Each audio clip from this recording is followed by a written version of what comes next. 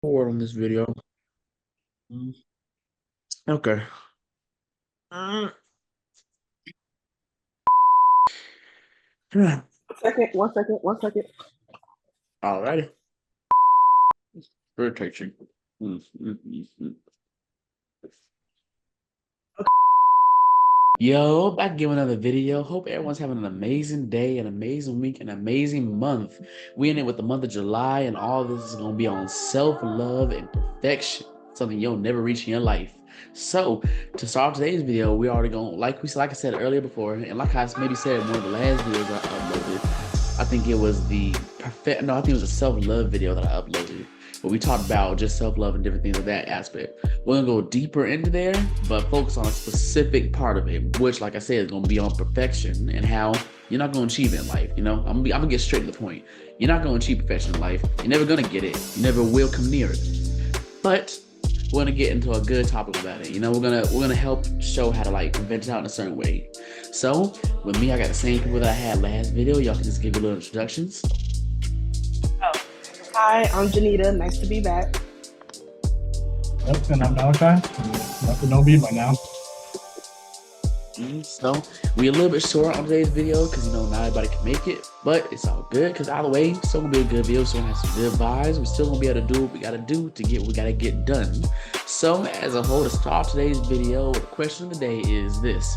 So if y'all had if y'all had to pick one horror movie villain to survive against, you got one horror movie villain, 1 hour, $1 million on the line. The harder the villain, the more the money is gonna be worth. So like if you go against if you go against someone like Chucky, right?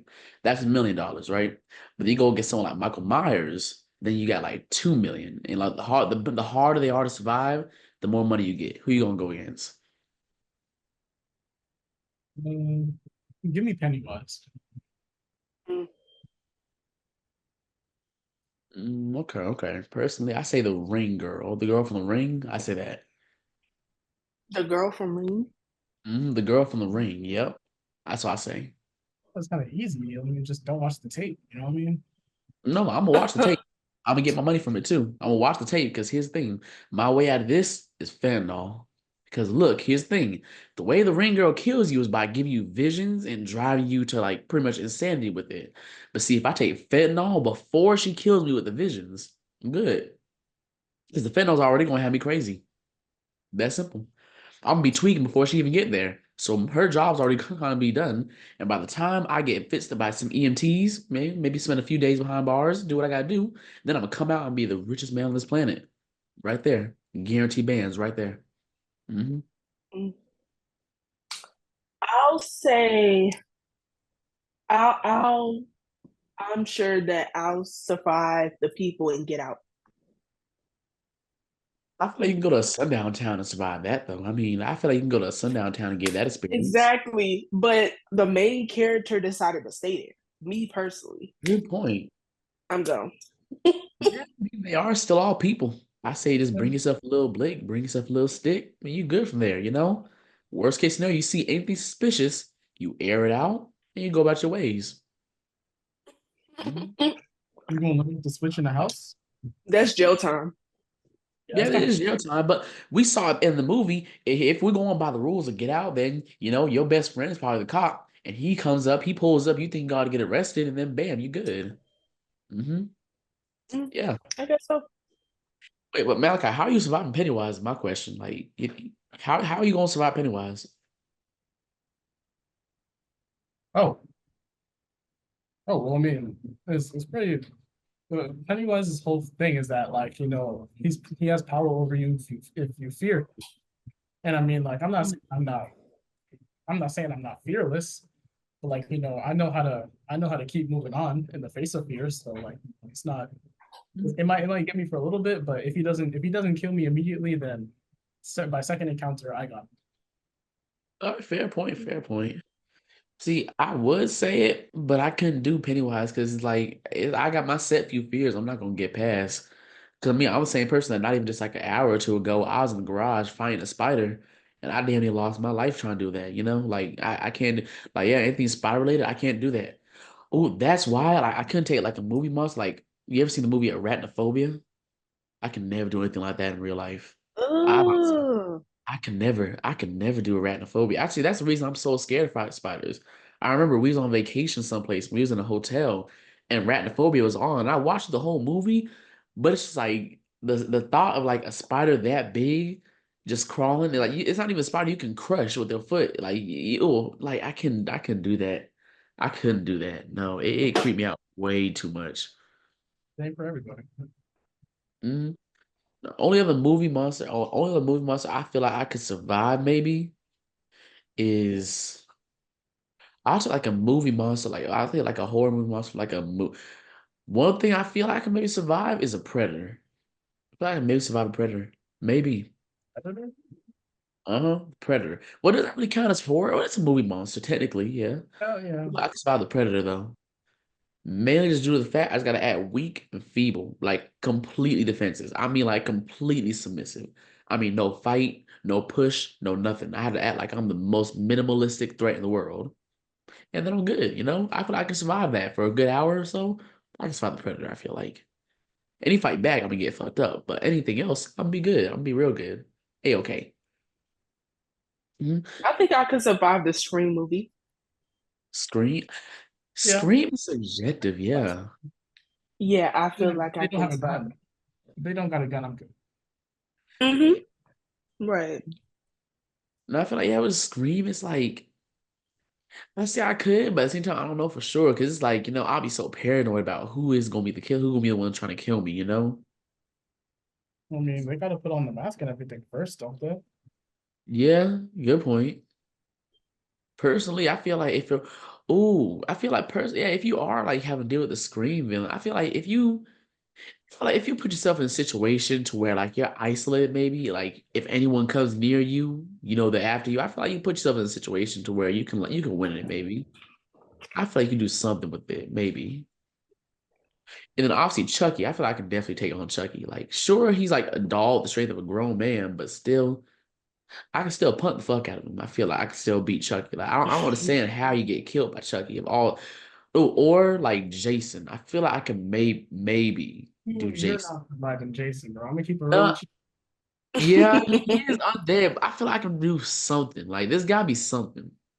Like personally, I feel like I could deal with him the same way I could deal with Michael Myers, but just a little bit extra. Like, like with Michael Myers, he's sure he's hard to kill, but he's still human. Like I feel like I can still hit him in the car, crack him overhead with a bat, do a few different things. Well, not even with a bat. I don't want to get an arms reach with him. I'll just hit him with a car, run over him real good a few times.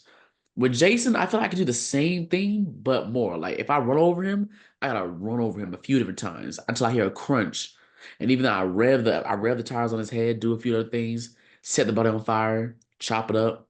So I have to do all those things in that consecutive order to where it's just chunks of him. I feel like I might be good. Now, see, if he comes back from that, then I'm screwed. I'm done from there. But I only got to survive an hour. So in that hour, I just got to do everything in my power to just do everything to either kill him or get away. Because that's another thing, too. All they do is walk. I feel like I can get away from a guy who just keeps on walking everywhere? Jason be teleporting. I feel like He Michael Myers. does.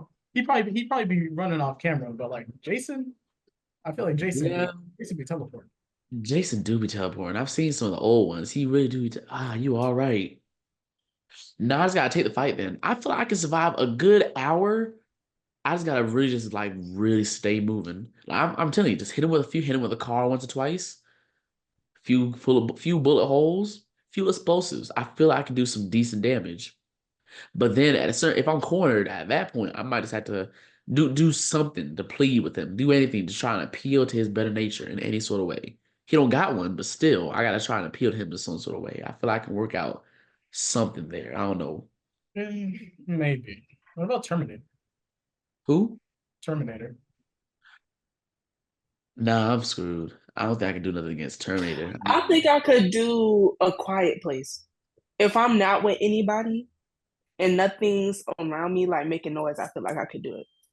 See, I would say a quiet place, but my body's too messed up to do a quiet place. Like matter of fact, me and my little brother, not even like 2 days ago, we was doing a game where pretty much we're in like a dark room and we have well, like whoever like we playing like a game of hide and seek, but like in plain sight. Like we're in a dark room. The seeker has to wear a blindfold over him and he has to feel around the room. While the hider, he has to pretty much like hide in plain sight, like be as quiet as possible, right? And it's like whenever it's my turn, I can move around quietly, but my knees crack, my toe, like my body just randomly cracks as I'm walking. So it's like Hmm. I'll be walking, I'll be sneaking, all of a sudden you just see my knuckle crack out of nowhere, and then at that point I'm just dead. I gotta accept my fate. Man. Oh Or yeah. I'm gonna do some, or I feel like it would be something like dumb to get me killed. Like I feel like a quiet place, it would be too stressful to survive in a quiet place because like you gotta be in complete silence. For What if an you got hour. asthma? Or For an yeah, hour. for an hour. What if you have an asthma attack? You're screwed. I don't know. Like I feel like it's hard to sit Okay. in complete silence Yeah. for a straight hour. I feel That's like what I'm saying. Does he has that? yeah, like you have an asthma attack. What if you fart by accident? That's a little burp. Like I feel like there's gonna be something that just sets it off.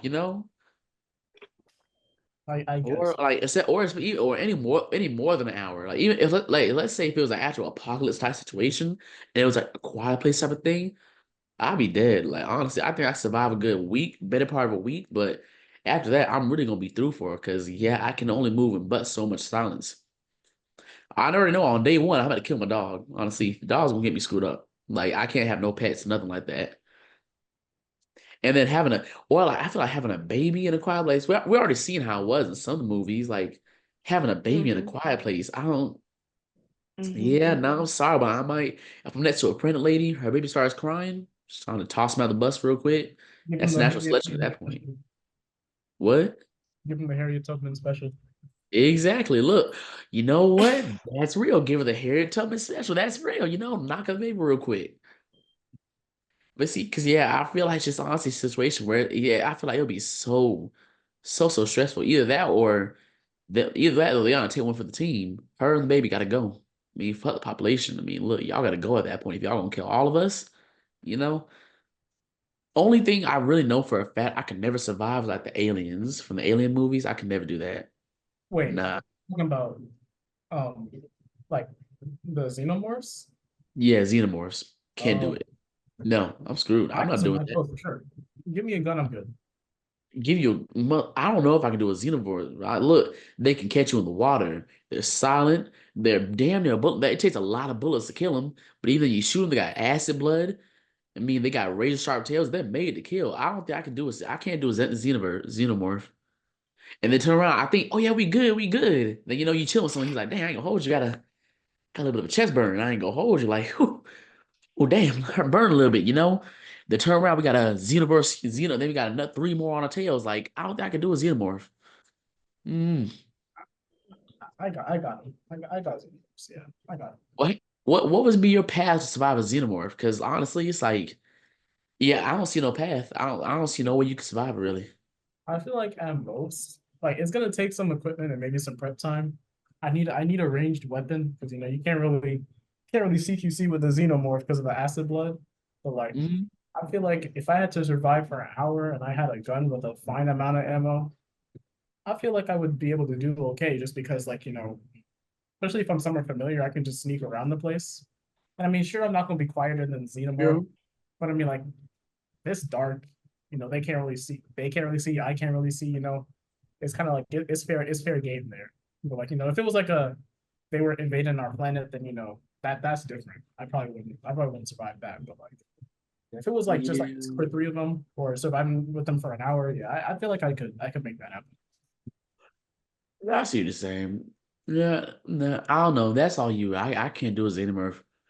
Especially if there's any situation where I'm in a confined area too. Like I'd feel too terrified to even move, honestly. I couldn't do it. But then there are then there's other certain movie monsters where it's like they don't terrify me, but I just know I would lose that fight. Like movie monsters where it's like an actual animal, like Lake Placid, Jaws. Some of those I feel like I could survive. Other ones I couldn't. Like I feel like Jaws, I feel like I could survive. I feel like I can do some stuff to a shark. Jack him up a little bit. Sure, I might lose an arm or two, but I feel like I could survive that. Lake Placid with the crocodile. Nah, they've been around for millions of years. I'm gonna get jacked up, especially with one that big. Yeah, nah, I'm done for. Nah, I'll take that L. But no, one I feel like I could maybe at the bare minimum do something against. if y'all seen it, it's like it's not really, it's not like a big movie monster thing, but it's a one called Beast where it's a movie. It came out like what 2 years ago. It was a movie called Beast. It had like Idris Elba in it, where it was him and his daughters that had to survive a man-eating lion. With that one, I feel like I could do something against a lion. Now, see, as a whole, do I think I can fight a lion? No. But in a life or death situation, if I'm trying to survive a man-eating lion with the right tools on me, I could do something, you know? Give me a gun, give me a knife, and I feel like I can do some good damage, you know? Because, I mean, it's still flesh and blood at that point, so, you know, I think I'd do something right. I think I could do something right to kill a lion. Maybe. Maybe. But as a whole, I feel like that's a good place to leave off from. So I know I said it earlier in this video. So as a whole, this whole video is gonna be on perfection and how you're never gonna get it, right? And how also like it's gonna have emulations of self-love, but it's mainly gonna be focused around the whole aspect of perfection and stuff. So as a whole, though, so really to start off the topic with everything, I'll say this, like, what is something that you all realize, what is something that you all really feel as if you try to push for when it comes to perfection, whether it's like physical wise, emotional wise, or other areas? What is things that you feel like you try to push to be perfect? Okay.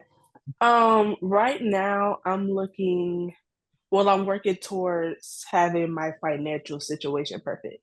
Because like one of my goals in life is to like achieve financial freedom. So I'm just kind of like trying to like set up myself now to have that in the future so I don't gotta worry about anything. Don't gotta worry about no bills. I could probably help my parent pay bills. Like I can go anywhere I want to go whenever I want to go. I can get anything whenever I want to get it. It doesn't matter. Um, so yeah, that's kind of what I'm going for perfection in. And for me, it's a little bit of financial perfection, but I also want to hold my body, my physical, not perfection, obviously, because like you said, perfection is practically unattainable, but um, Mm-hmm. just getting to be in the best shape I possibly can physically at this age, I feel like it's very possible. It just takes some commitment and time. So Yeah, that's understandable. I'll definitely say it's really understandable with it. I'll say for me, an area that I push to try and be perfect in is I'll most likely say like just the way I act when it comes to certain things, like the way I like carry myself and stuff. I'll never say that's the area where it's like I'll try to act like I'll try and like really be perfect with it, or I'm very nitpicky with how it is with stuff, you know. Like maybe the way I talk, the way I walk with stuff, kind of the way my aura is with stuff when I go around and do things. That's what I'm very like real nitpicky with when it comes to certain things. Really, I'll definitely say. So then, like with those things that you do try to push to be perfect in, though, well, if you've had that kind of realization, or if maybe you're just having that realization now, right? What is a way that you kind of feel? What is a moment that you kind of realize that if you're trying to push, that you pushing to try and be perfect with it is like more so a toxic mentality to have with it, rather than just trying to take it as it is, like step by step. Um, with my thing with financials, I noticed that it can be toxic when you start doing all these get rich kind of things, like get rich quick kind of things that people be having on YouTube and on the internet and stuff. And then you mess yourself up even more because you're chasing something that's too good to be true. And you just got to realize that a lot of things, like you just need to like go with the flow. Like you don't have to rush it. You know what I'm saying? Like just be patient with it and you'll get there.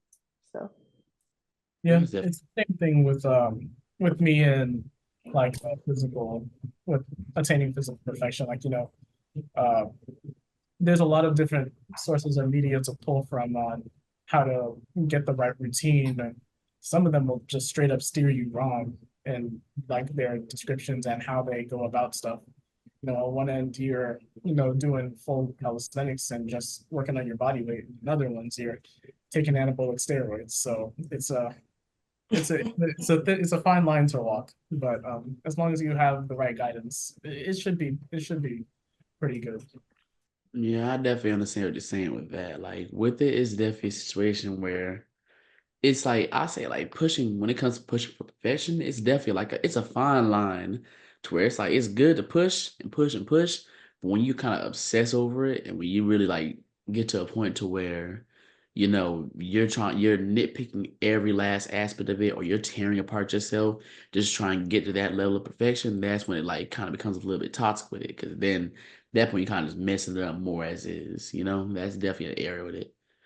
I know with me, it's definitely like when I kind of realized that it was getting like a little bit toxic with everything was when it was like I definitely had a mindset where it's like everything I'm doing, I'm like looking back at it beforehand. I'm constantly looking at how I walk, constantly looking at how I talk, and to the point where I'm almost like kind of messing myself up and overthinking things, if anything. You know what I'm saying?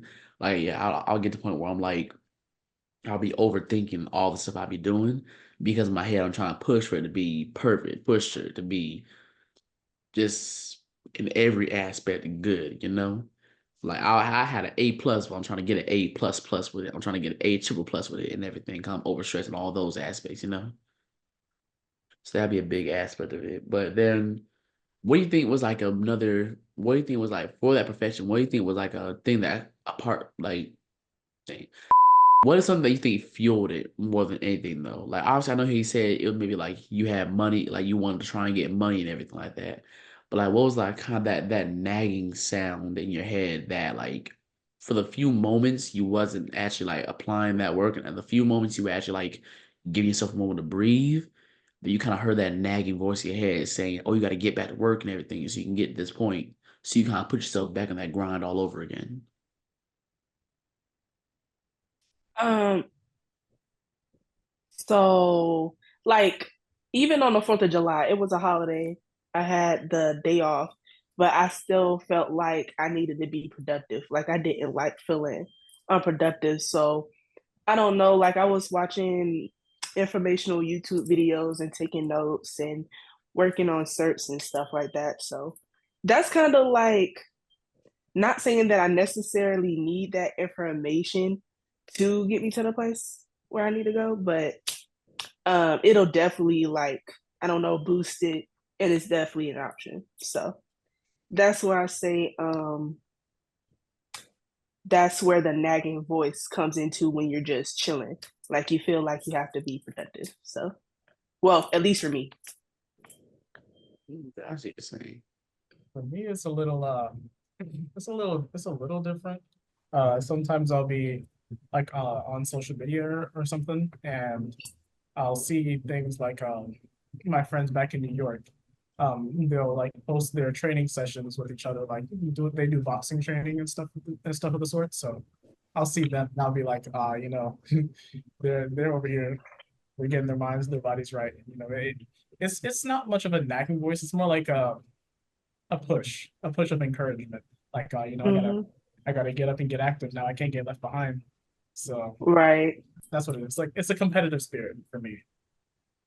Yeah, Mm-hmm. that's really what it is. Yeah, it can definitely competitive spirit is definitely a big part of it. I'll definitely say, I'll like almost. I say sometimes I almost feel like you're almost in like a race with the stuff you're trying to do. Sometimes with the things like I know for me, it's definitely like I feel like I'm in a very big race with everyone all the time. Like even if there's no competition in my head, I'm thinking I'm in a race to try and get this and that out. I'm in a race to get this and these and those videos out. I'm in a race to do all these different type of stuff. I'm in a race to like try and keep my body in shape and everything. I feel like it's almost like everything just in a constant state of like being racing yourself and everything.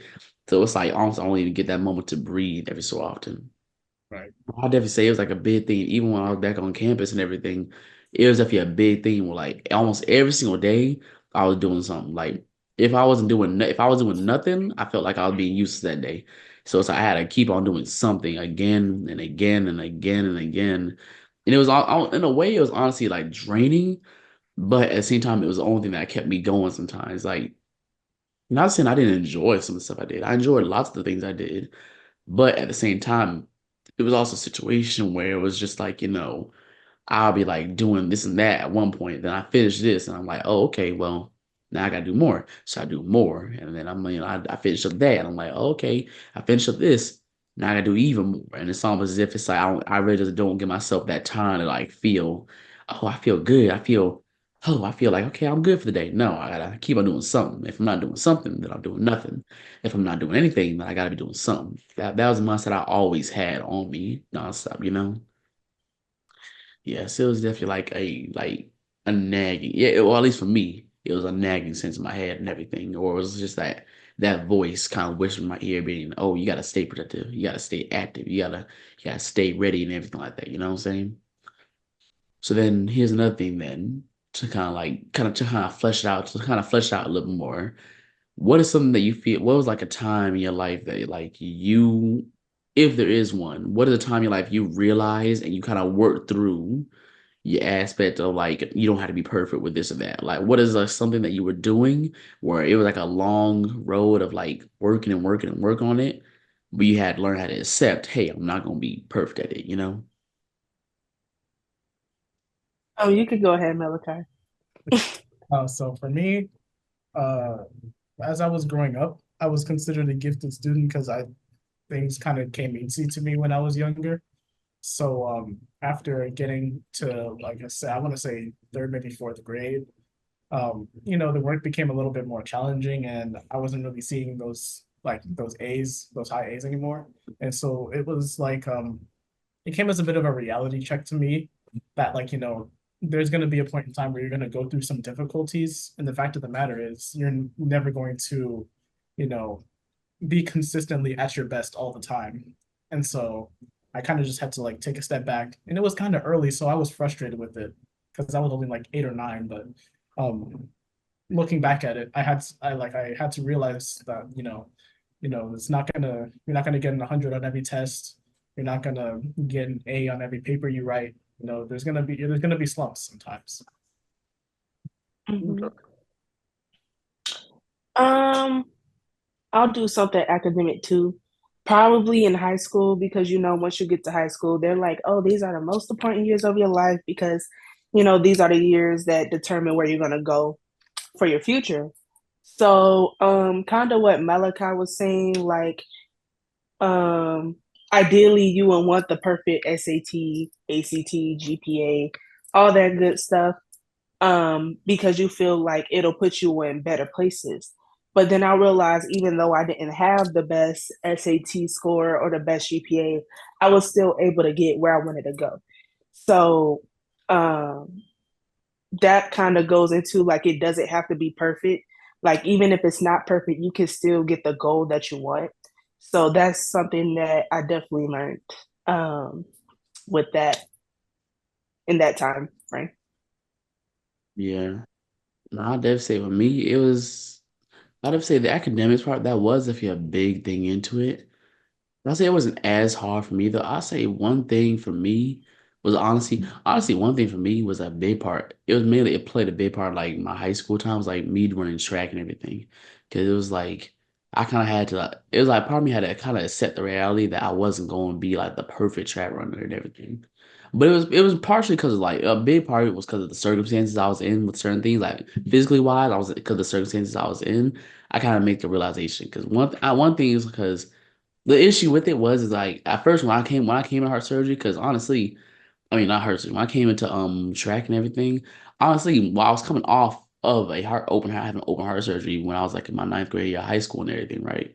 So then with it, there was like usually I was always like a football kid. I mean I've done a little bit of almost every sport. I've done a little bit of basketball, a little bit of soccer. Hated it, but I did a little bit of soccer, did a whole good little bit of baseball, t-ball, karate, Boy Scouts, all that, right? And then turn around. But football was like a big part of my life, right? So then turn around, it was like when I had the open heart surgery and everything. And it was over, yeah, I had open heart surgery. Then as I was like in the recovery area, I was out of school for like a month or two.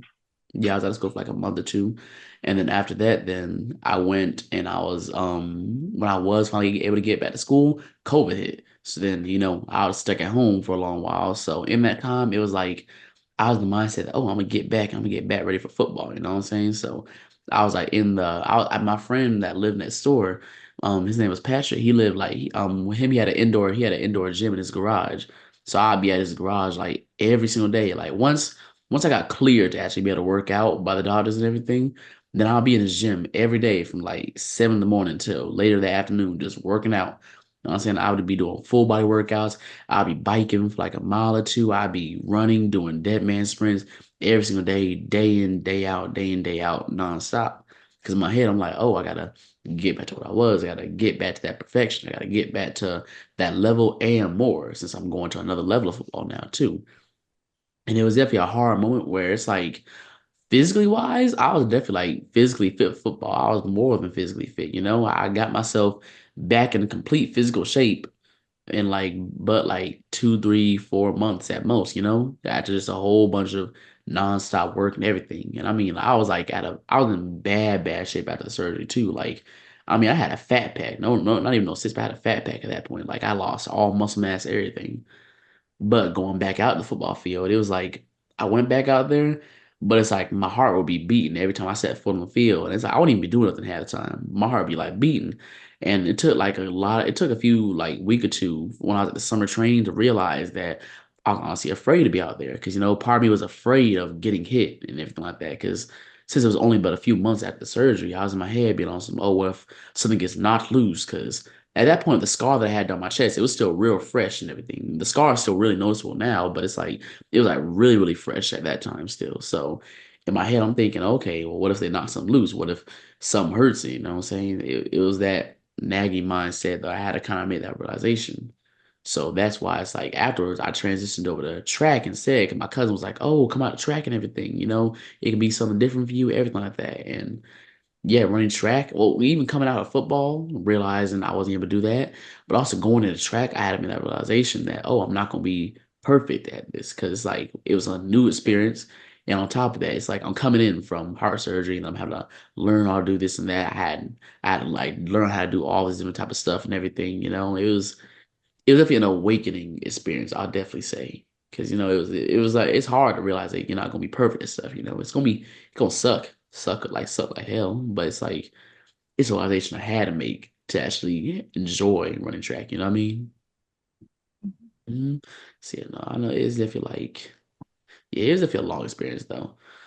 But linking back to what Malachi said though, about being especially with being when it comes to academics too. Yeah, with academics too, it's real hard. Like not have that mindset to be perfect. Because I don't know about y'all, but especially with my mom, like she was very big on like academics wise, like very big on like, oh, you gotta keep your AB on the roll, gotta keep this, gotta keep that straight, and especially like, ooh, here, okay, this is gonna be a bit off topic too, but like, did y'all ever have any AP classes? Yeah. Mhm. Okay, what was like the worst AP class y'all had to take? AP bio. Statistics. English was me. I had AP English. I could never do that again. Man, that class was Ain't hell. nothing was wrong with English. Ooh, no, it was wrong. My English. You talking about AP? You talking about literature? No, AP English literature, yes. That shit was hell. There was nothing wrong with AP. There No. was everything wrong with AP English. Mm-mm. Mm-mm. Everything was wrong with it. Look, That was the first AP exam I passed. look, that was my worst AP exam. I failed. Look, let me tell you what. That class in general was living here. Look. I was like, I already knew. Cause I'm not. You already know how bad. Maybe it's because like the teaching style the teacher had. Cause honestly, I'll say this: the teacher that I had for it, I don't have anything against her necessarily. You know, she was doing her job. She was doing what she had to do. But god damn it, like that was probably the one teacher that was the first ever teacher that made me not want to go to college. Cause she was like, oh, this is how they gonna be in college when they do you like this and everything. And she was hell. Man, I remember like you had to be on time in her class. You can never be not even a second late to her class, really. I remember one time I was a little bit late. Like I was even late. No, I was walking to her class. I was dead front and center. I was dead front in front of her door when the bell rung. So I was technically late. So she stopped me right in front of the door. Like as I was about to put my foot in, she stopped me right there. And she maybe had to go all the way across school, just go and get a tardy all over again. And that was only beginning of the year too. It only got worse from there. She made students cry on a quiz. I don't know how you make students cry from taking a quiz from the amount of stress you have, but it was bad. AP English was bad for me. I don't know about y'all. Mm-mm. What's Statistics was the worst for me. I I mean, didn't see a point in statistics. well, it's pointless, but it was easy. No. What made it so bad for you? Probably because number one, it was just, well, I didn't really pay attention like that. Don't take up after me. But like at the same time, it's like, why do we need to know this?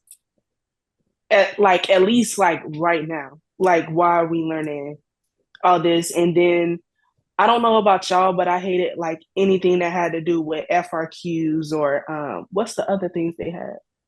Like it was FRQs, and then it was like I hated it was DV. other kind of questions you had to answer, but I didn't like those at all, and we had to do those. So Okay.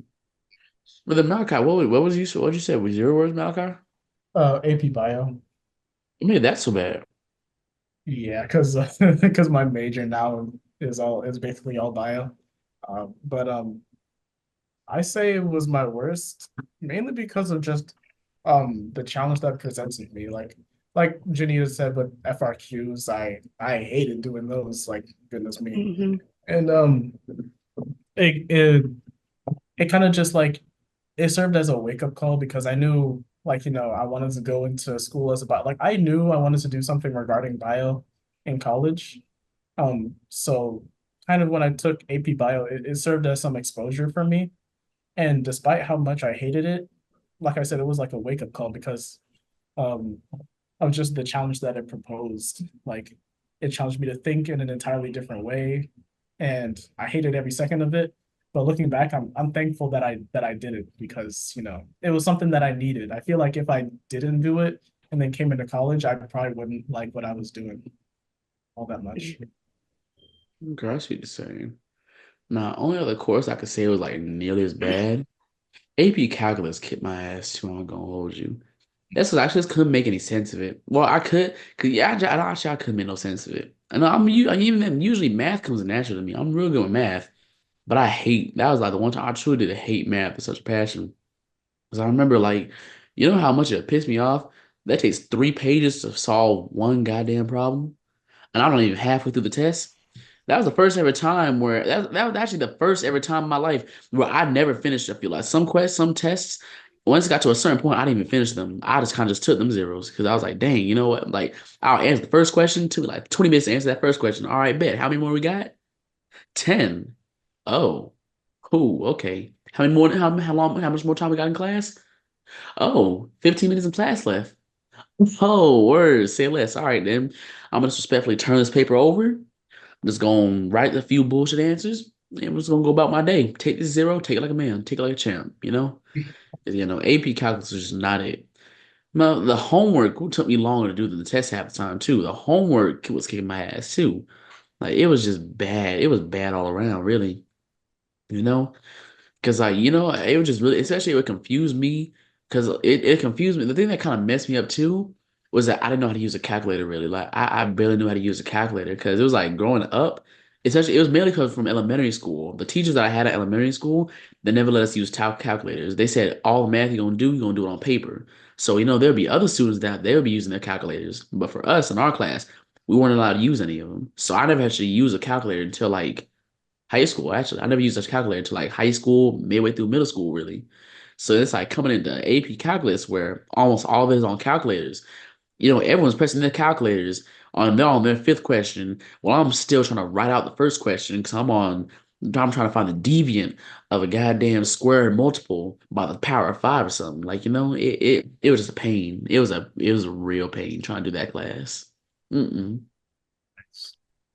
But no, Mhm. but no, off of that though, but like back with the perfection stuff, yeah. Now perfection just going you're not gonna reach it. You're gonna drive yourself insane trying to reach it, honestly. Because I mean, like, we're not perfect people. We jack up all the time. We jack up a lot of stuff. The reason we got World War I, we got World War II, might have World War III.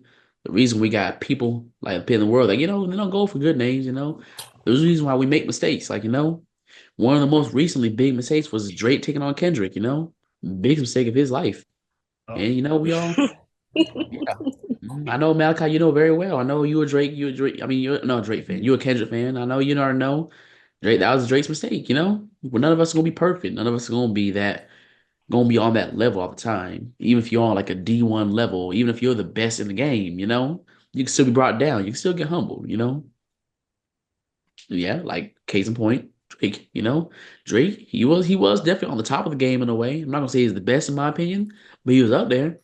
But now, kind of just got brought right back down hard, real hard, especially with the Not Like Us video coming out too. And that was a that was victory lap number 3, honestly. Real talk. That Mhm, was really, yeah. No, you mhm. can't take you can't. Kendrick really he talking like he's a pure hater. He's a pure blooded hater. Like I Not never would have thought it, but that's a pure blooded hater, and I love it personally. You just got to know when to put your pride aside and be like, okay, I'm gonna sit this one out. Like Yeah, yeah, everybody was on J. Cole, but like he made the right choice, and he can. I'm sure he sees that now. yeah. Mhm, That's an example of perfection. J. Cole, he knows he ain't gonna be perfect. He knew when to pick and choose his battles, and mhm. that's on a battle I don't think he wanted to take. Because even I can't even say Kendrick would have been able to find or say nothing on J. Cole. I don't know if because J. Cole seemed like he don't got nothing going on really like that he could have been exposed about. But you never know. And hopefully, and honestly, I don't want to know because he's good now. He's having a picnic, having the time of his life, and just laughing his ass off when he kicks his feet up, looking at Drake, just stressing. You know. So it's just it's definitely moments like those where definitely an element of perfection is also picking and choosing your battles. I just say there's a lot of battles I had to pick and choose because I had to kind of realize I'm not gonna be the best at certain things. Yeah. There's a lot of battles I had to pick and choose. A lot of battles. Yeah. But yeah, if it or have it, yeah, actually I'm gonna ask y'all then. What's like anything what's a moment in your life where you kind of really had to take the recognition moment to like be like, hey, you know what? I'm not gonna do this because it's gonna drive me insane. Like what's like your moment when you had that? Uh, I guess all right. So this one endeavor I had so I'm pretty sure it was like how it went was, and it's a little off topic. I was playing video games with my friends, and he was like, "Hey man, you should hop on fighters." And I was like, "I don't know about that one, man.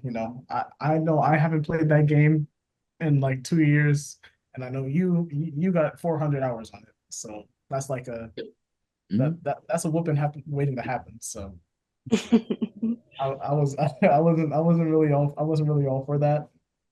And he said, "No, man, I'll take it easy." So I was like, "Man, all right, whatever. If it gets you to shut up." So we're playing. We probably get an hour in. I got my butt handed to me a lot, but I wasn't ready to give up without winning at least once. And so, we're going back and forth at it, and I didn't win that day. I didn't win, but you know what? I feel like um, just putting myself in there, and like even in the face of opposition that I knew I really couldn't win against. It's the fact that I tried I smile about. I say I walk away. Hey, I gave it my best shot. Maybe next time. Mhm. Yeah, I understand what you're saying. I know. Um, Go Oh, say what ahead. no, you say what you're gonna say. Yeah, I've been talking a whole bunch. You say what you want to say now. I would say like this past spring semester, I didn't really do that much in the fall, but I was like, okay, in the spring, I'm gonna do case competitions, I'm gonna do this, I'm gonna do that, basically trying to build my resume. And I did a lot of stuff in the spring semester. Some of it was stressful, some of it I could have did, but then I was just like, yeah, I'm not gonna do that because number one, it's going to take up a lot more time, and blah, blah, blah. Case competitions alone are very time consuming. So I was like, would that really be worth it adding more time and more stress onto my plate? So some things I just had to sit out on for the sake of my mental health and for the sake of time. Um, so that's definitely where I feel like, okay, like I know you want to add all this stuff to your resume, but there's some things that you can definitely add later on. So you're not like just putting all this onto yourself and just putting yourself in a box that you can't get out of. So um, definitely had to sit some things out, and I'm happy that I did it. So Yeah.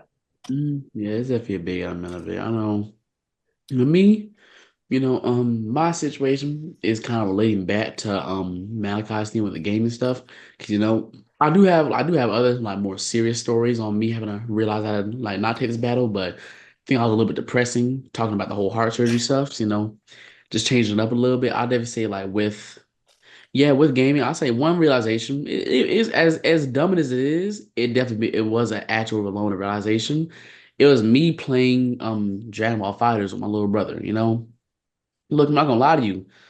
I almost killed him for a second because look, we was playing Dragon Ball Fighters and him, if for anybody that does watch this and they know Dragon Ball Fighters, you know that certain characters are like honestly cheat characters, they're just too good for no reason. And he loves those characters, He loves Gogeta Blue, he loves Goku GT, and he loves Goku Ultra Instinct, And me be me, I gotta fight it. See, Malachi already looks like he already knows.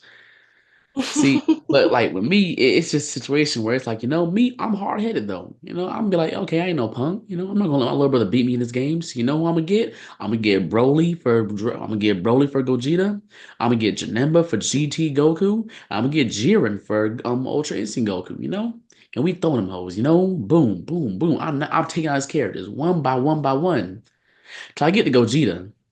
And Gogeta being the jackass he is, personally, anyone that picks Gogeta in this game, you're dead to me. Personally, you're honestly dead. I'm gonna tell you right now, you're dead to me. Because look, Gogeta's too good for no reason. He can break my block, he can toss me around, he takes out all my entire team in one go.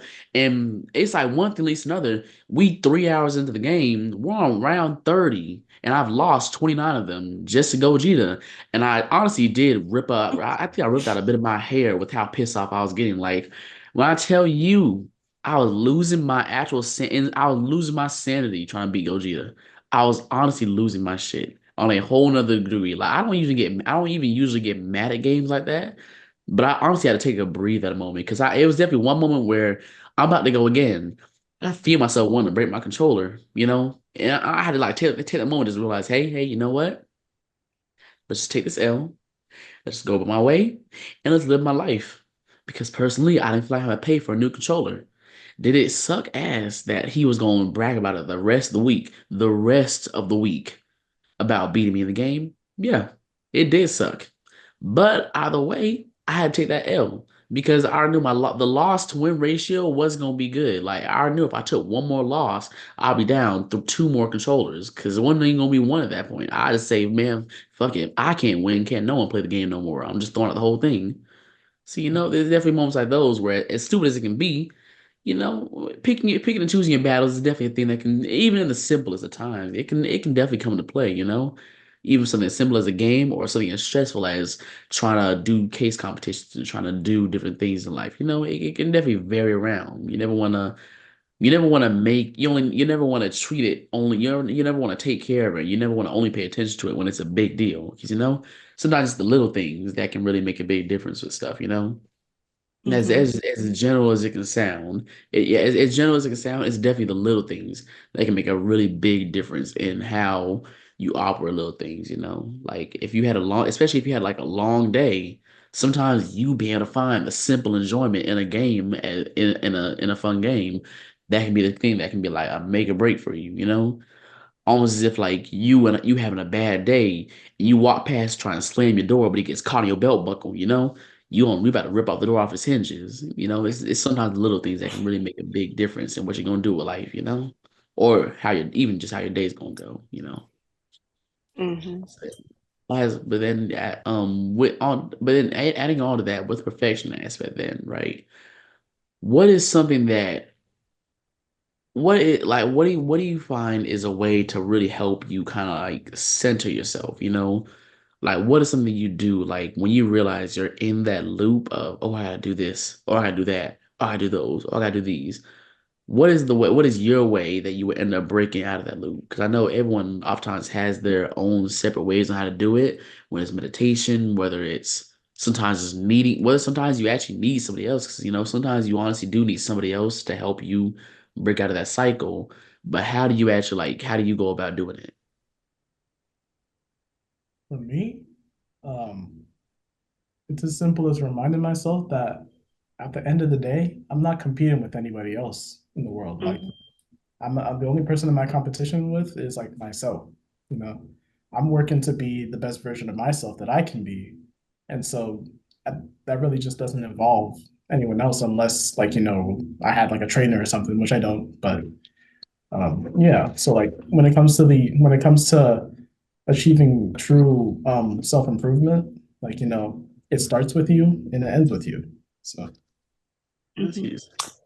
Definitely adding on to Malachi, just reminding myself not to compare myself to other people and compare my situation to others because everybody's journey is different and not everybody's journey is gonna be on a straight and narrow. And everything isn't as it seems. It may look um like somebody who's rich just came out of nowhere and now they have all this money and turns out that they've been working on this thing or been on the scene for a long time, but they're just now getting their flowers. So that also leads into my other point is that it to be patient. Like I gotta remind myself to be patient too. Not everything's gonna happen overnight and the best things take time. So kind of just like be patient, take your time with everything, and then you'll eventually get there. So not don't rush anything, just go with the flow and you'll get there. That's a really good one. Definitely like being patient because I can definitely I even honestly I forget to be patient a whole bunch too. Honestly, it's definitely a lot of moments I forget. I'll say with me, it's honestly just reminding myself that it's not the end of the world. Like I definitely say that's really a big part of it. Just remind myself it's not the end of the world, and remind myself that hey, you got like partially got like a little bit of the element that hey, you got time to like work out these and those things. You got time to do this and that. But not even just that, but I also just sometimes have to just really, oh yeah, with me sometimes I honestly just have to take an L just to really like take that moment to realize it, to just realize it all sometimes, because or I have to like accept the fact that I'm going to take the L. It's one thing for me to fight against it, but sometimes I just gotta like accept it. And when I say accepting taking the L, I'm not just gonna say I'm gonna turn over and just take it like it's nothing. No, I mean when I say accept it, I mean like sure, I'm gonna still try, I'm gonna still push for it. But if I already know I'm gonna lose out on this, if I already know I'm gonna lose this race or whatever happens, I'm not gonna make it the end of the world. I'm gonna be like, hey, you know what? In the end is what it is. I gotta work at it. I'll work past it and everything. Because I definitely say, yeah, like he said, it's easy to forget that you have time to work out different things. It's easy to just really get caught up in the emotion of stuff. Especially once you get a good like sometimes you will be on a good little streak. Maybe you're doing good in this and that. You're acing your tests, you're doing good in your races, you're popping off of all these different projects you're doing. Sure, yeah, there's always gonna be that trend where, what you're doing is paying off. But in the end, it's never going to pay off forever. There's always going to be those moments where things will start to falter. But those are always moments where you kind of, it's kind of your resilience is getting tested. Your resilience, your faith, whatever you want to see it as, is getting tested in that moment because you gotta really see how badly do you want it, but also how can you process it when you don't get it because you're never always gonna get it. And that's what it is when it comes to accepting perfection, as it is that perfection is accepting that you're not gonna be perfect. It's accepting perfect. Finding true perfection is accepting the fact that you're never going to be the fastest to do this or that. Because even if you are at this time, there's always going to be someone else following right behind you. Because I mean, that's the whole role of society. There's always going to be someone doing this or that better than you, and there's always going to be someone behind you doing better than this. There's always going to be someone behind you doing better than that. You're never going to be the best in this one thing all forever. And you just got to learn how to just come to terms with it. I can't ever say it's gonna be easy to do, but like a lot of things we talked about in a lot of these videos, it's never gonna be easy to do any of this stuff as a whole. It's never gonna be easy to, accept that this relationship is past you. It's never gonna be easy to do these and those things. I like, and yeah, in this whole video of perfection, we talk about perfection, but it's like people can talk about actually people in general. They can talk in general, saying, "Hey, perfection isn't easy to get, or you'll never be perfect." You hear that a lot. It's not a new message we're saying right now, but sometimes you don't always hear people iterate just how hard it is to accept it. Because it's one thing to say it, but actually do it is a whole other thing, you know? You can watch a motivational video and you can watch a speaker saying, oh, yeah, no, accept that you're not perfect, accept that you will never be perfect, this and that. Okay, cool. How them? Or even if I'm doing it, you never said this shit was gonna be this hard. Why the hell is this thing this hard? You know? Like it's definitely that area where it's like it's much harder than a person may make the battle out to sea. And for every person, the battle is always gonna be different, you know? It's always gonna be different for everybody, I'll say, you know.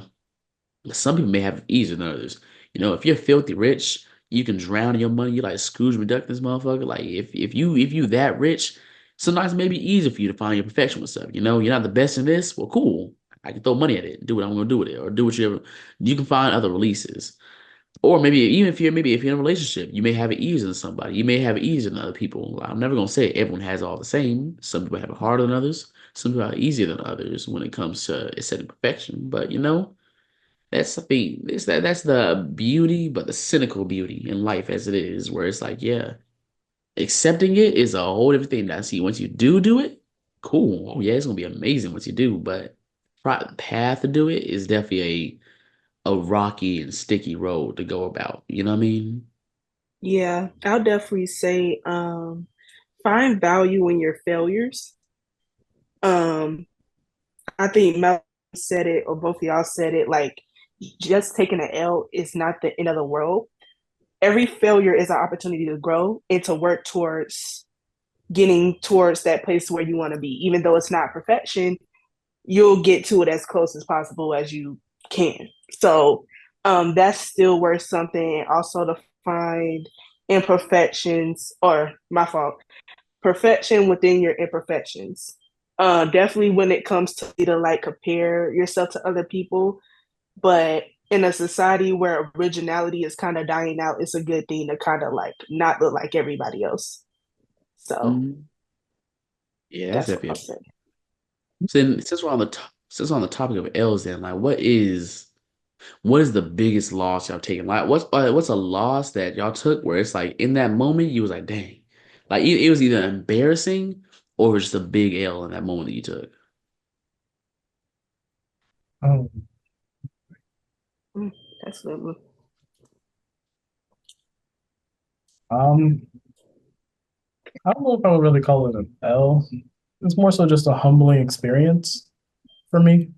Um, the first time I ever confessed my love to someone, uh, was like a, Oh, I don't know, it was like I had spent a lot of time uh contemplating over it, and that wasn't the best way to go about it, because you let those things sit and eat at you for a long time, and it doesn't turn out well. So um one day, I guess one of my friends saw that I was looking a little rough around the edges. So they asked me what was going on. We sat down and we talked, and they gave me the best advice I ever heard. He said, just go tell him. So I went and told him, and I didn't get the answer I wanted to get, but I walked away like, I said what I needed to say, and I don't have to let it bother me anymore. So, um, even though it wasn't a W, I'll never consider it an L in my book, because I walked away feeling better about myself. mm. That's definitely the best mindset to have about it. Well, let's see. I'll also do one with a relationship. Right? So I was talking to somebody, and what had happened was they ended up like starting talking to somebody else and all this other stuff, didn't really tell me. And then I didn't even realize until down the road what was really going on. And he even there was even some red flags that I shoot like ignored, or I really didn't see, or maybe I had a red flag waved in my face but I just didn't see it for some reason. But just looking back at the situation, I just noticed some things and really took in consideration some things that was like could have like avoided the problem, but I didn't. So now I don't consider it an L either. It's just a learning experience. Like, okay, like kind of looking at it on the bright side. Like, yeah, this happened. Like, yeah, they did this, but it didn't hurt me that much because at the end of the day got to end. Like, life goes on. Um, they'll reap what they're sow, and I'll just keep doing me and not let it hurt me too much. You know, still got things to do. So that's all. That was my experience. So Since we talking about like relationship L's, I definitely say like I took my L. Matter of fact, I think Jenny, you know about yes, you know about this L. You already you already know about this I one. know. Yeah. So like, yeah, with me, I was like, there was one girl where I think it was like around think in January or something like that. I also like hit her up because I was like, oh hey, got an interest you, everything like that, trying to see what you're trying to do with it, everything. So she was cool with it. So we had been like I guess kind of talking, everything like that. For a while. I can't say it was full on talking, but really like they would not get to know each other, everything like that. And I did say it was like me, and I say she was my first experience like having a nonchalant person though. Like I never actually like had experience like talking with nonchalant women before. Like sure I had experience with all the type of women before, a lot of other type of women. But like nonchalant was like my first time. So it was like Gina knows she already knows how confused I was throughout this whole experience. And I'm like, I don't even know if this girl even like me or not, but she want to chill out with me. But at the same time, I don't even know if she's doing it out of like just could be nice or if she's trying to just do it because she actually wants to. So, we go through the whole experience, everything like that. There was some nights she spent the night. Cool. Okay, I'm thinking, oh yeah, I'm building up, I'm getting there, right? Then at the same time, it's like, what happened now? I don't think anything kicked off from here. Okay, nothing. We just chilling, watching TV. All right, cool. But then turn around, it was at one point I think we went to the club one night, right? It was me. I thought it was gonna be me and her originally, but then her friend ended up tagging along. So I'm like, okay, then I mean, at first I was thinking in my head, the way I took it as was okay, then I guess it's like it's kind of just a third wheel on this thing, you know what I mean? It is what it is though, I had a good time. I still had a good time nonetheless. So we go about it, everything like that. That next morning, I think I'm up, I'm going with my day the next morning. And she texted me, telling some, oh hey, you doing good now like that? You saw you was a little bit off last night. I'm like, oh no, I'm good. I'm all good and everything. I'm like, okay, cool. I guess she's checking with me. I mean, she's checking up on me. That's nice to hear. And then turn around, I think we were having a conversation about some other stuff, and I forgot what I said. I forgot what I I said, remember but what you it said. was I what remember what you said. I I remember forgot. what you Okay, said. it was something stupid I said. In my head, it sounded good. It sounded heartfelt. It sounded real nice in my head, but What? out loud. Look, in my head, it sounded good, but out loud, it was nowhere near that. And, it didn't get a very, very good desired reaction out of her. I'll say that much. Didn't get a good reaction out of her at all, in all honesty. And, things just kind of consistently going downhill from there, giving a little bit of apology, gave an apology. It was an actual apology, but, yeah, it ain't really work out, try to work out, make up things yeah, it still wasn't really working out. Then I heard from a friend actually, because me and him were actually at the library and we were talking and everything. And because no, turn around. Okay, then apparently, yeah, because then I think I was talking with a friend, and apparently the friend told her something, or I thought it was a friend that told her something. And mind you, me, I'm joking around. I'm joking around, fake mad. I'm not even actually mad about it at all. I'm like fake mad. She thought I was actually mad at him about it. So then she texted me saying, "Oh, you gotta leave him alone, this and that. He's not the issue for this and that, those and these." I'm like, "Oh, wait, no, no, no. I'm joking. I wasn't actually mad." So I'm like, it's just like everything was kind of piling on. And then it was like at one point it just ended up breaking off, I think. And I never actually realized that she actually was feeling me too, because actually I was talking with that same friend, and in the conversation me and him was having, he was like, "Oh yeah, she would come at me, talk with it. She would come at me and talk with me and everything like that." And she'd be like, "Oh Cam, he's not making no moves. Like we'll be chilling out. He don't want to like pull me in with him when we're in the bed, nothing like that. He don't want to do this or that. He looking like real nervous to these and those things." And I'm sitting here listening to him. I'm just like, "Oh." Well, I had no idea she wanted me to do all this. I had no idea at all. I'm thinking that I'm trying to be a respectful young man of the Lord. I'm trying to be respectful, wait for the green light to do whatever. But she's waiting for me to do all this and that. I never do. And I'll definitely say like now, again, like how y'all said, I don't take it as an L.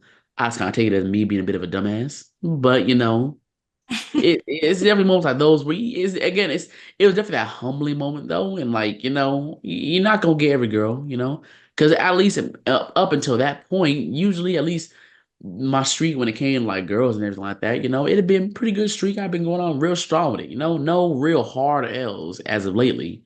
But with that one, that was definitely that little snapback to reality where it was like, oh yeah, nah, I'm not gonna get every single dub. Like, nah, I'm definitely gonna lose out on a good few things. I got on him real bad that day. I really did. You did, but in my defense, it really did sound good in my head. It sounded good. Like it Mm-mm. sounded like it made sense. Like if someone were to tell that to me, I can't say I would have reacted the same way too. But look, you know, it really sounded good. It came from a place of kindness and heartfelt. It But didn't seem that way. And then it I'm reading it as a woman, and I'm like, why would you say that? like it really did sound good. Like I think it would Mm-mm. have sounded. I think if I would have said it in person, I think it would have sounded better. Actually, no, I think it would have sounded worse in person. Now I think about it, Yes, it would. Yes, it it would have would. sounded worse in person. But look, we live, we learn. We live, we learn. It was a big lesson. I'm never gonna say something like that again, because that was a loss on my part. But we live, we learn. I'm not gonna do that ever again. Or when in doubt, if I'm gonna say something like that, I'm gonna just run it by you before I am, because apparently I'm trying to be a nice person. I can't get shit out now. So, I learned a lesson that day. So then how about this? Here's another thing, like going on to them L's then. If you did not like, or even if you don't define them as an L, if you not go that experience though, where do you think you would be right now? Or like how do you think it would how much do you think you would be impacted differently if you didn't go through that? Um, I probably still have it on my mind to this day, and for at that point, that would have been like a really long time. So I don't know if I would. I mean, it's hard to tell with those types of things because you can forget about stuff and you can let things go, but like in some people, it's kind of just not like that. So I don't know. I did what I had to do, and so I can't talk about that version of my future, but I predict that I probably would have still been thinking about his day, and it probably would have continued to eat at me. I mean, I think I would have be better off, but it just wouldn't be. Um, it wouldn't have given me the closure that I wanted. Okay. Um, I'll say with me, I'm happy that it happened and happy that it happened when I did before I got in too deep with this person and I found out about certain things too late. So, if I didn't go through it, because I feel like out of anything, it taught me about myself more than anything. I feel like certain things about myself I want to been able to realize and improve on that. So that's the only thing that I could say. I might still have some tendencies that wouldn't be ideal, especially when it comes to getting to know people and talking to people relationship wise. So yeah, that's the only thing that I could feel like would be different, or I would have got myself in some deep stuff and it would have probably ended up messing me up more. So, yeah, I'm happy that it happened, and then I'm happy that it happened when it did. So, I see what you're saying. Now, I'd say with me, I'll say like at least with one. Well, with one I just said about, I say with that, if that never happened, I don't think I would have been impacted it doesn't impact me as much as maybe other ones would have. But even with that, I mean, what you was I gonna probably say? would have been locked in. I probably would have been all honestly, if I didn't. There's a chance it might have been locked in already. But we learn Mhm. lessons. I say. I mean, my lesson at least learned just not to say certain stupid things. I say if I'm gonna keep it real. I'm gonna don't say certain stupid things. I know I say a lot of stupid stuff. I say a lot of stupid things, but never say something that dumb. I'll say that's one thing I can learn from that experience. But as a whole, like. But from my other experience, I can say I've had other experiences in life that I say I've learned from more, I'll say. So well before I speak on any of mine then, how about this? If y'all could take if y'all could live your life perfectly, I mean like you take no L's, everything is a win, everything works out for you, everything goes smoothly. Do you think you take that opportunity? Or if there's a situation where you could at least remove some of those past experiences, would you think you'd do it?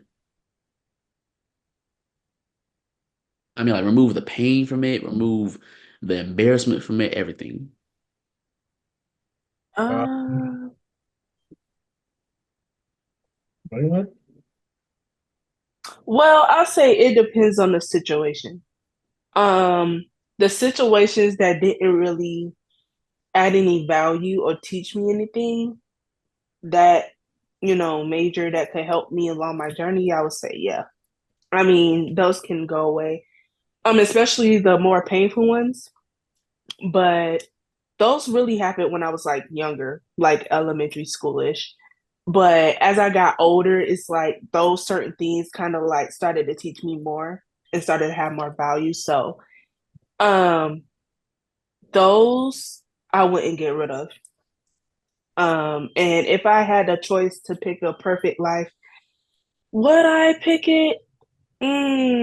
Probably not. I don't think that would be fair, if that makes sense. So, Yeah, insane. Yeah, for me, I would say I made a lot of dumb mistakes when I was younger. Um, just one of the aspects of growing up, like you said, you live and learn.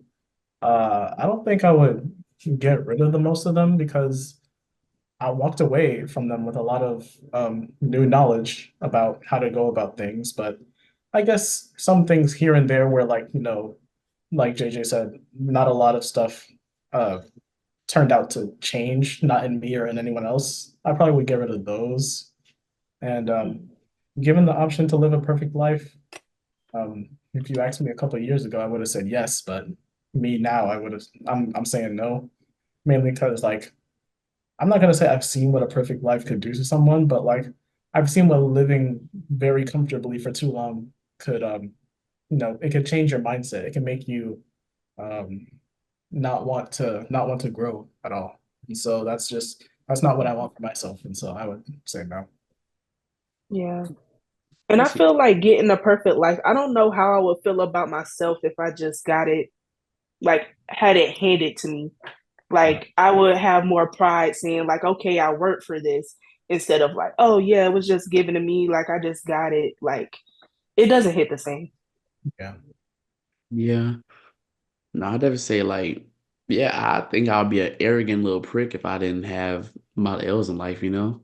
Like, I'll definitely say it's like obviously I know like in past videos we talked about how we've had insecurities in life, and obviously, yeah, I had my insecurities growing up and everything. But no matter what insecurities I did have, there's that well, obviously, especially like how I did speak out about in one of the videos, despite my insecurities and everything like that, there was a level of arrogance that I had with some of my stuff. And I'll definitely say, like, without the mistakes that I've made in life, which is a ton, a ton, a ton, a ton. I mean, a river fall of mistakes I've made in life. Ooh, least shit. Some of them I think honestly was just some of my own stupidity, but made tons of mistakes in life, right? But as a whole, though, without them, I feel like I would definitely wouldn't be the person that I would be today. I wouldn't be anywhere half the person I would have been today without them. Some mistakes, yeah, honestly would. I would want to take back some of them, yeah. But even the ones that really did hurt, or even to this day, still partially do embarrass me, I still say that honestly, I'll keep some of them because it really does just like teaches me. I'll say, much as I hate them, much as I truly do hate them, some of them, it's still a teaching experience.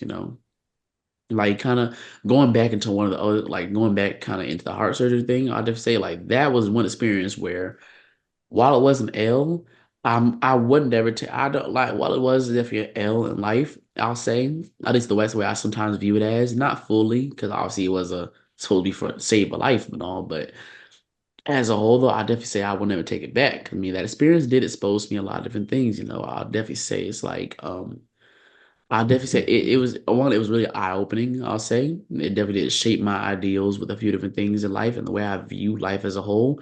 It shaped my ideals and everything.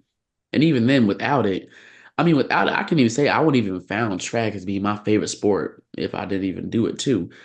Because again, like kind of, I did like I know in the story before I spoke about how it was with me having to leave football, but with me actually even going into track again, it's like I only got a real good 3 years out of running track, right? And it's like with it, that first year, the way that we see it as, and the way that even my parents, they've had to make me kind of realize it as, is the fact where it's like like I said, I wasn't perfect at it with everything, and with it, it was like that first year running track, it was mostly me. Like that first year was me trying to get past heart surgery because obviously I was fresh out the heart surgery. I wasn't even in no type of shape at all.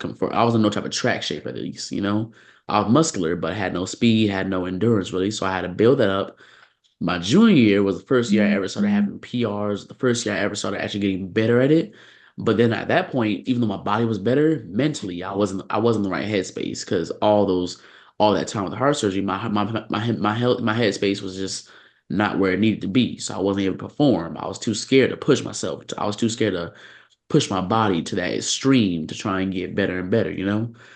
So I get better, but I could be at this point, but I'm only pushing at this point because I'm scared of hurting myself. I'm scared of doing some damage.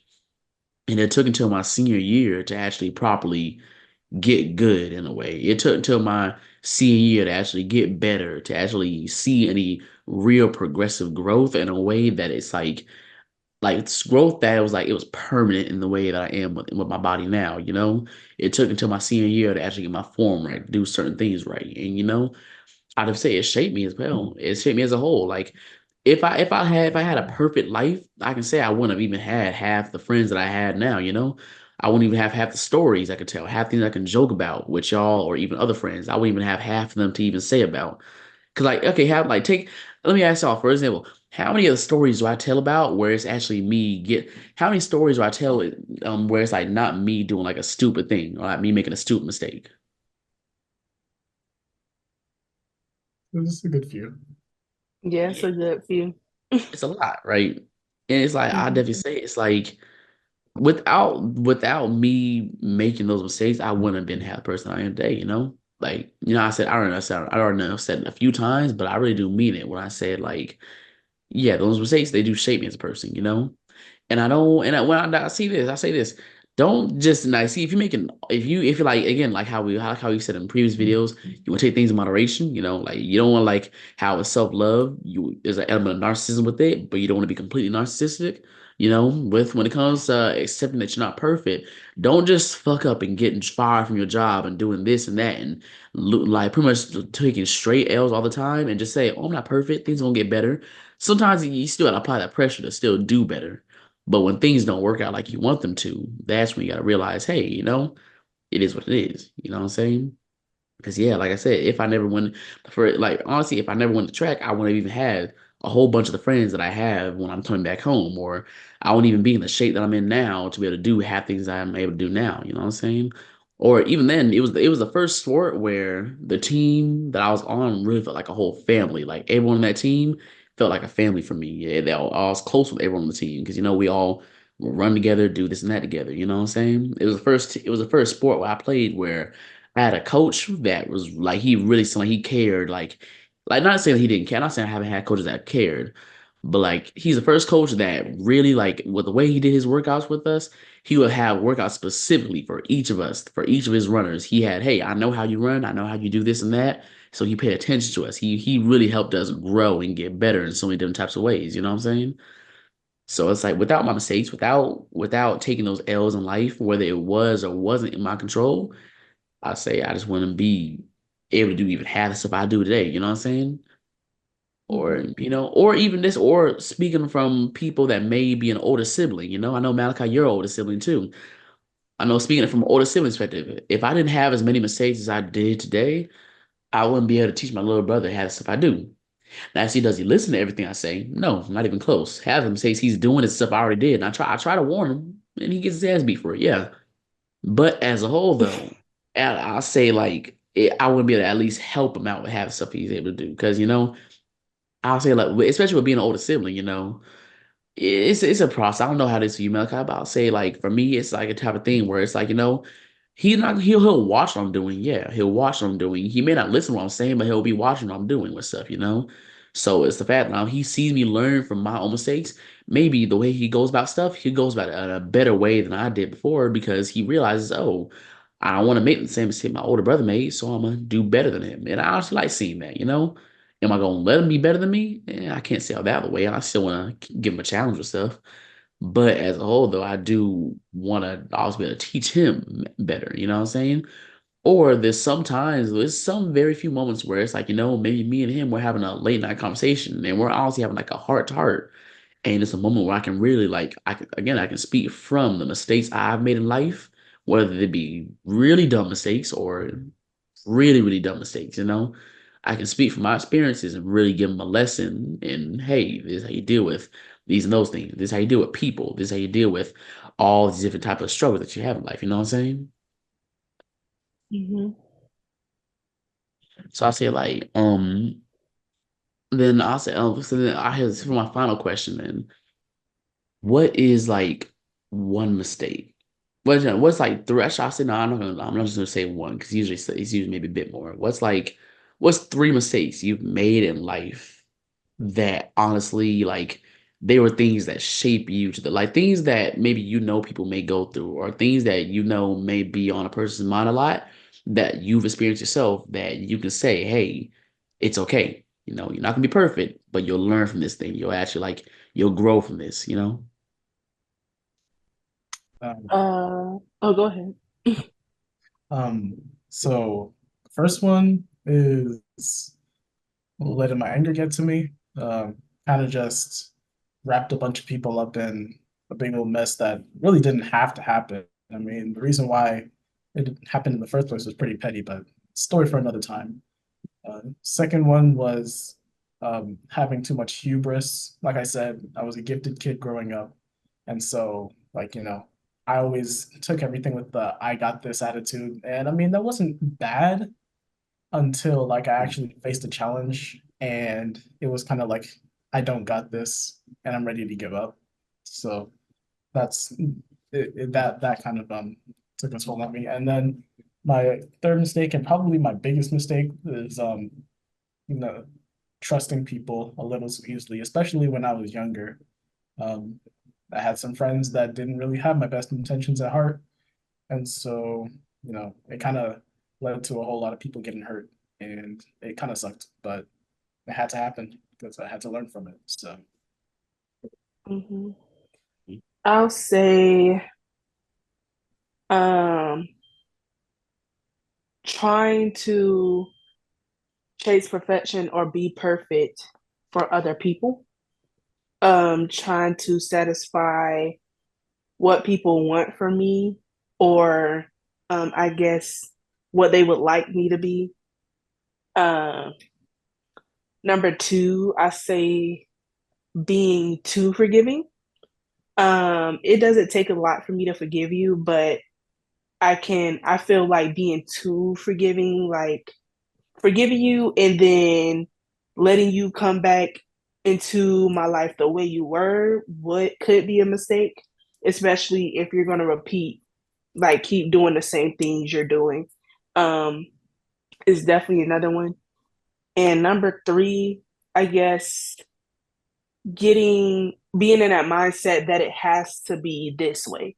Like it has to be this way, it gotta go this way, and then it ends up creating a whole bunch of disappointment when it doesn't go that way.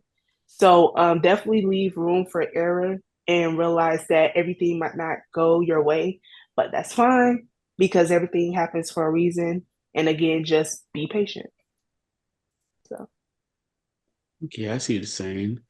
No, I dare say it's like I say three that I've made. I say for one, when it comes to terms of like tolerance, trying to be too tolerant, like trying to be like, oh, I can be the most tolerant person in the world and everything. I'll say like learning the mistake that, there's such thing as having too much tolerance, to never let you trying to be tolerant of people allow them to walk all over you and allow them to borderline disrespect you in certain ways. How to learn how to stand your ground with certain things. I'd have to say that's one real big thing. I'll say accepting the fact like that you're like I know not saying accepting that you're not perfect, but like learn how to accept the fact that just because you make these mistakes, like I don't know how many other people deal with this, but I'll definitely say it's like one thing that's a big part of me is like learn how to accept the fact that just because I made these mistakes, it doesn't mean I'm not living up to the family name in a way, you know. So I know I like at least growing up. I definitely say growing up, it's definitely like I'll say growing up. I definitely I set so many people in my family on a certain pedestal with stuff, you know. Maybe just because of the stories they told, what the things that they did in life, the things that they created, the things that they did, it just kind of set that mindset in my head, being on some, oh, I gotta be this and that so I can live up to their expectations. You know, I gotta do these and those things to live up to the family name in a way, you know? You know, I have a grandmother who's doing this and those things. I have a grandfather who created a whole branch of these things, military people, these and those things. And then there's me, you know? I want not to obsess so much over the fact that just because I made these few mistakes or just because I'm not to where I think I need to be, that I'm not living to that family name. That's another big thing. That's a big part of my life. And I'll definitely say in one other, and also it's setting the fact that it's like accept the fact like learn to accept my bad qualities in a way, you know? 'Cause I mean, as much as a good person I was want to be, I know I have bad qualities in certain ways of procrastination, you know? I mean, there's a reason why I mean I'm putting out a men's mental health day, a men's mental health video, not even like a week, almost a week after men's mental health month is already over, you know?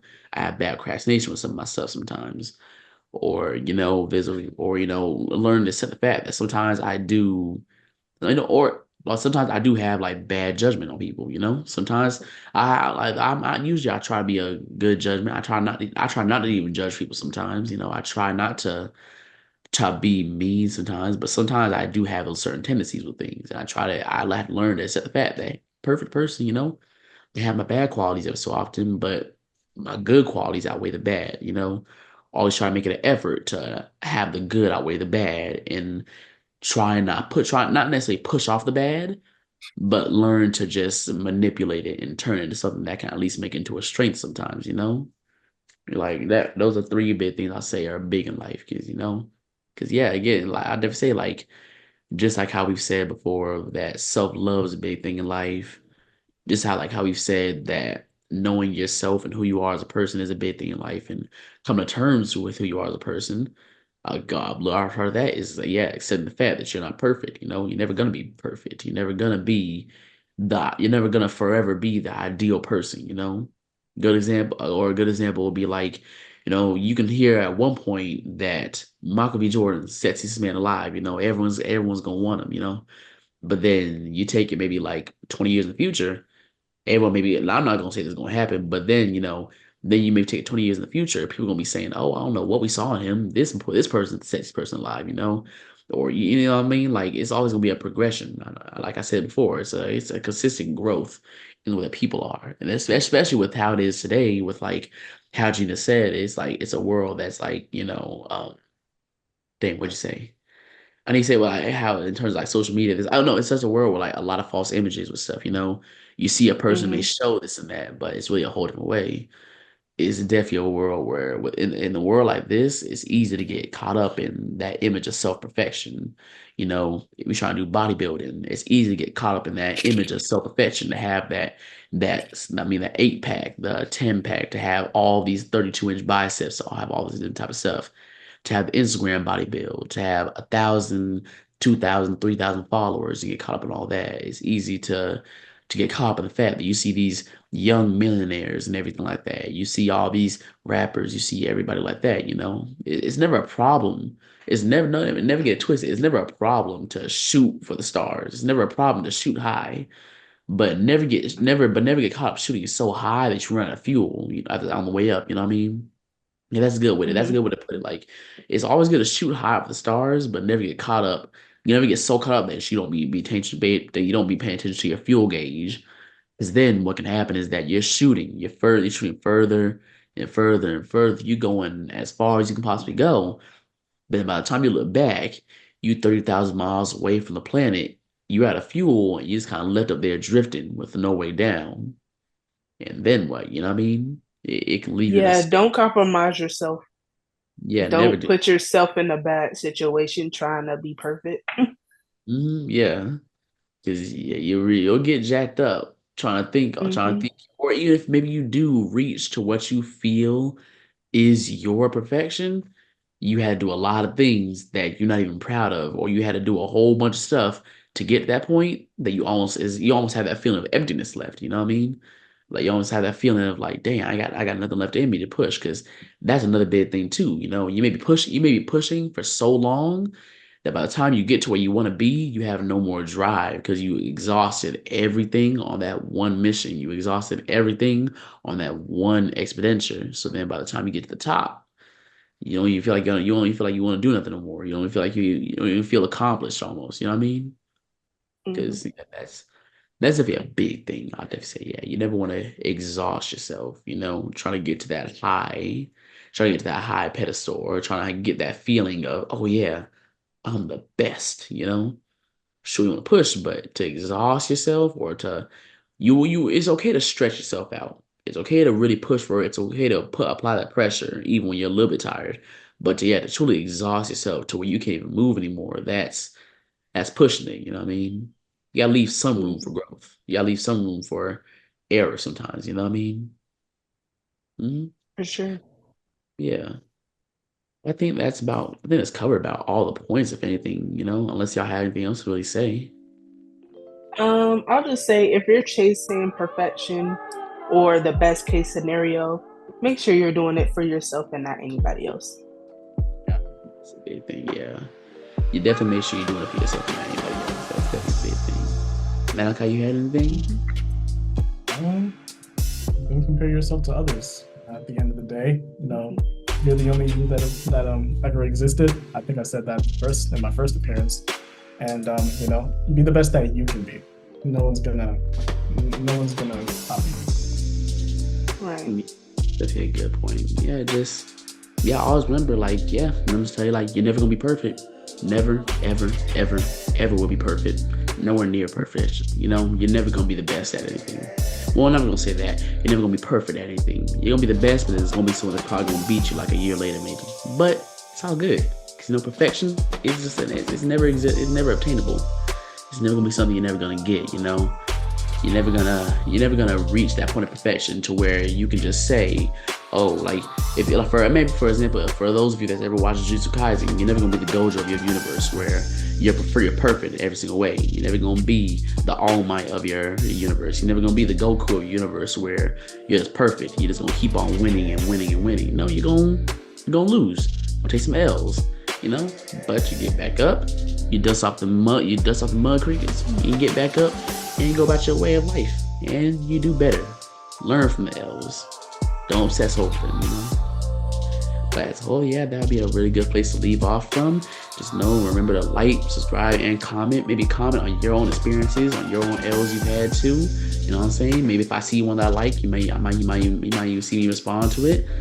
But as a whole, though, I think yeah, that's a good place to leave off. So just know that whether you're black or white, whether you're young or younger, ooh, I said that completely wrong. Hold on.